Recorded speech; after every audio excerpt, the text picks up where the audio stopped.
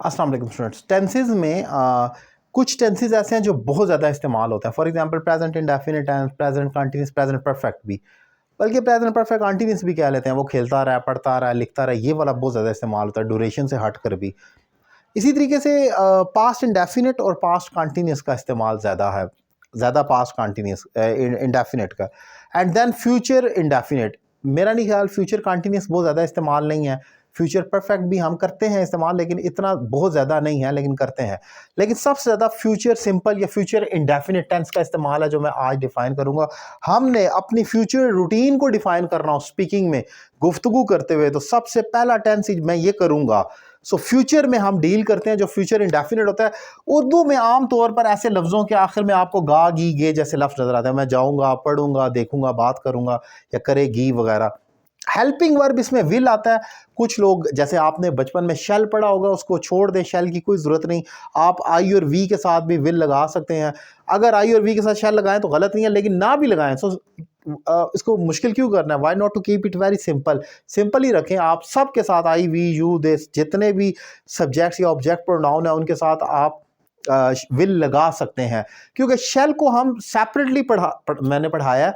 वो आप separately use करते हैं जब आप कोई क्वेश्चन करना हो आपने आई और वी के हवाले से। मैं क्या करूं, व्हाट शैल आई डू, मैं किधर जाऊं, वेयर शैल आई गो। तो आई और वी जब सवाल करते हैं तो वहां पर शैल आना है। तो इसके अलावा आप सिंपल ये याद रखें कि हमने फ्यूचर इंडेफिनिट बस एक ही हेल्पिंग और विल पुट करना है।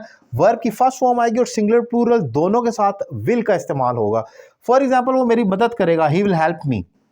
इंटरोगेटिव करना है, so while making interrogative you have to remember only one thing, that you have to bring helping verb in the start of the sentence for making interrogative. Will he help me, he will not help me।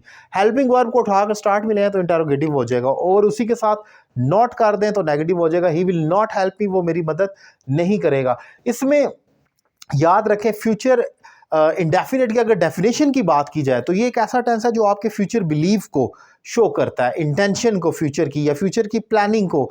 मैं ये करूंगा, this is my believe.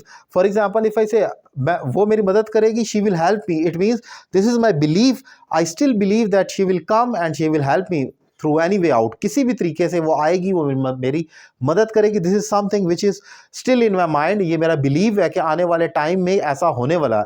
तो future indefinite एक सबसे important tense है, लेकिन इस आज मैंने एक कन्फ्यूजन और आपको समझा रहा हूं कि इसमें शेल को भूल जाएं आप, उसकी कोई ज़रूरत नहीं है। आप शेल को अलग से पढ़ लें।